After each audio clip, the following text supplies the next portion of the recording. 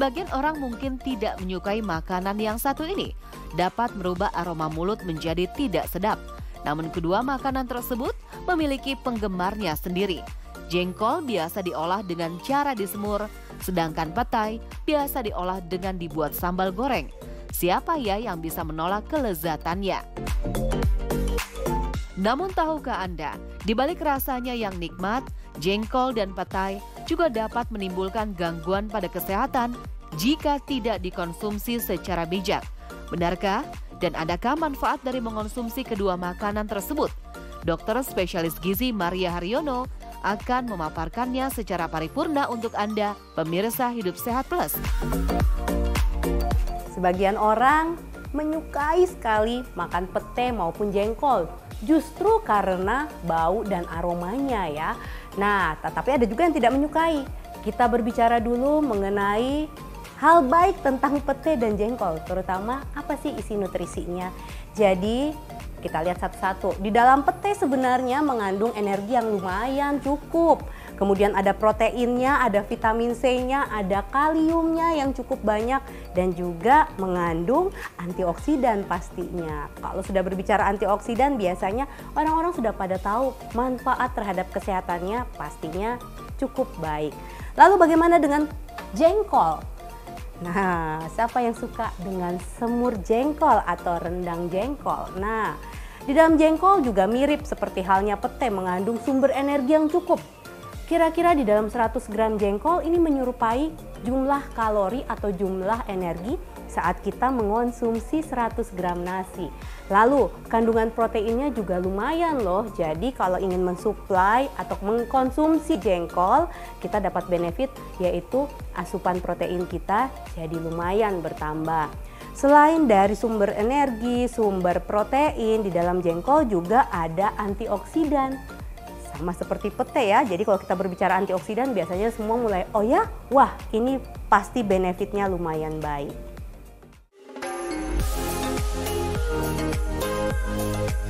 Aromanya yang khas dan menyengat menjadi alasan sebagian orang menghindari mengonsumsi jengkol dan petai. Namun di balik aromanya yang menyengat itu, jengkol dan petai dipercaya memiliki beragam manfaat bagi kesehatan. Benarkah? Kalau kita makan pete atau jengkol tentunya ada benefitnya. Di antaranya yaitu tadi, karena pete dan jengkol mengandung sumber energi yang cukup, otomatis ini akan mensuplai kecukupan energi untuk badan kita. Selain itu, jumlah protein di dalam pete dan jengkol juga lumayan oke. Jadi ini bisa menjadi sumber protein. Namun demikian perlu diingat, walaupun ini mengandung energi dan juga protein yang cukup, jangan lupa bahan makanan lain juga sama loh, tetap mengandung energi dan jumlah protein yang tentunya baik juga untuk tubuh kita. Jadi kalau kita hanya melihat dari benefit item demi item jengkol maupun pete, memang ada antioksidannya juga. Otomatis antioksidan ini baik sekali untuk pembuluh darah kita, untuk orang yang hipertensi, gangguan ginjal, belum lagi campuran serat yang ada di dalam pete dan jengkol. Tentunya ini ada benefit untuk mereka yang diabetes atau gangguan gula darah. Tapi balik lagi tadi ya, kalau kita hanya melihat komposisi nutrisi, ingat, bahan makanan yang lain juga sebenarnya mengandung nutrisi yang mirip seperti jengkol maupun pete. Jadi, jangan jadikan jengkol ataupun pete sebagai konsumsi dominan sumber energi harian Anda. Itulah pentingnya, tetap ingat yang namanya prinsip gizi seimbang. Rasanya yang nikmat, jangan sampai Anda kalap dalam mengonsumsi jengkol dan petai, karena dapat menyebabkan munculnya gangguan kesehatan. Apa saja ya? Oke, biasanya orang akan berbicara kalau saya makan pete atau makan jengkol sebenarnya yang harus diwaspadai apa sih dok?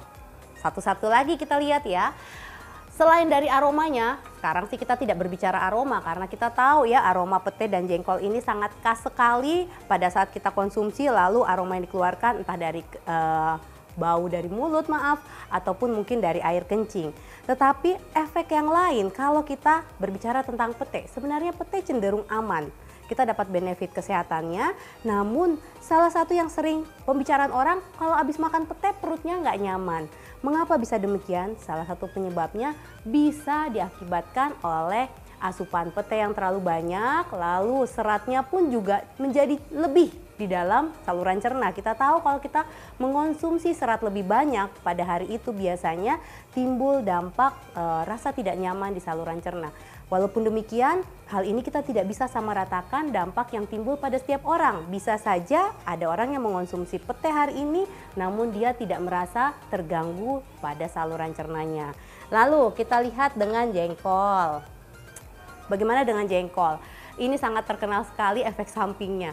Karena apa? Karena di dalam jengkol mengandung yang namanya asam jengkol atau jengkolic acid. Nah, asam jengkol ini memang disebut-sebut sebagai pengganggu fungsi ginjal karena sifatnya yang susah larut kemudian bisa menimbulkan tanda kutip perlukaan di daerah ginjal yang kadang-kadang akhirnya orang tersebut bisa merasakan rasa nyeri, bahkan bisa timbul kencing berdarah atau kencingnya terganggu. Jadi buat Anda yang ingin tahu apa sih bahaya-bahaya atau hal-hal yang perlu kita waspadai, nah tadi salah satunya dari asam jengkolat yang ada di dalam jengkol. Jika diolah dengan tepat, jengkol dan petai justru dapat dijadikan menu hidangan yang lezat.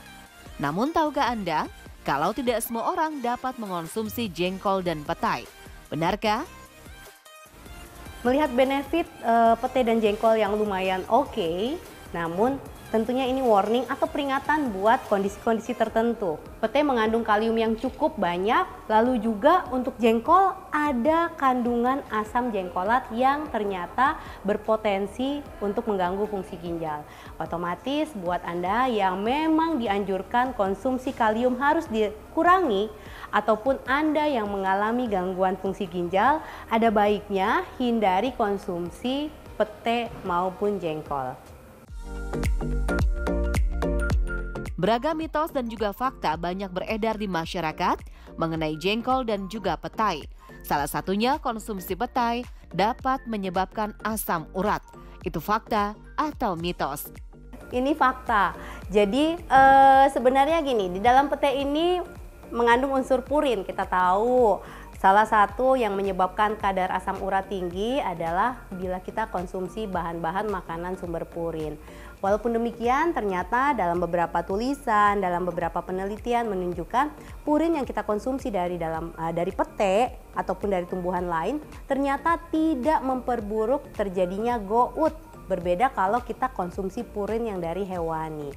Jadi maknanya, kalau memang Anda ada asam urat yang sering tidak terkontrol atau sering tinggi, pertimbangkan untuk mengeliminir atau menghindari pete sebagai salah satu purin. Kalaupun ingin Anda konsumsi, mungkin hanya sedikit saja kali ya, hanya untuk aroma-aromanya saja.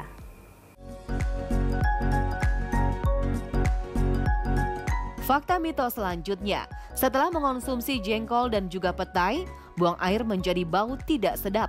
Benarkah? Apa ya kata Dokter Maria? Fakta atau mitos? Pasti ini fakta. Mengapa demikian? Karena kita tahu di dalam jengkol maupun pete mengandung senyawa sulfur yang jenisnya berbagai macam ya. Nah, senyawa sulfur yang inilah yang walaupun tidak berbahaya terutama dalam pete, ini yang menyebabkan mengapa setelah makan aroma dari mulut kita dan juga saat kita buang air kecil ini menimbulkan aroma yang sangat khas setelah kita mengonsumsi pete maupun jengkol.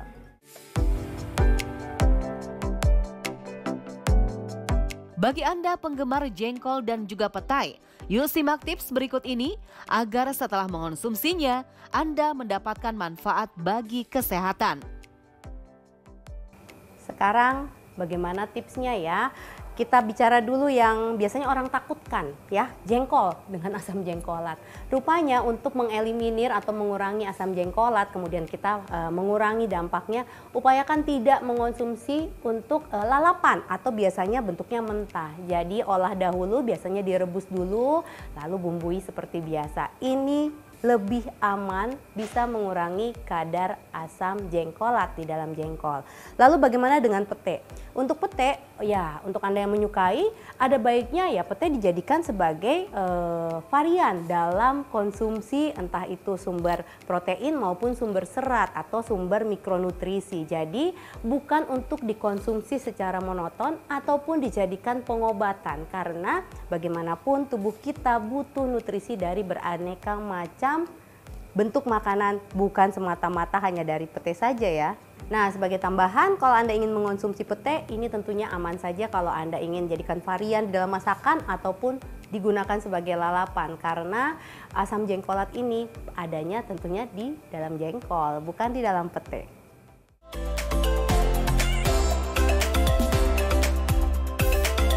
Meskipun enak, namun hati-hati ya kalau Anda begitu menyukai konsumsi jengkol maupun pete. Memang benar, pete maupun jengkol mengandung jumlah nutrisi yang ada manfaatnya bagi tubuh kita. Namun ingatlah bahwa tubuh kita memerlukan beraneka varian jenis makanan yang tentunya mudah kita dapat.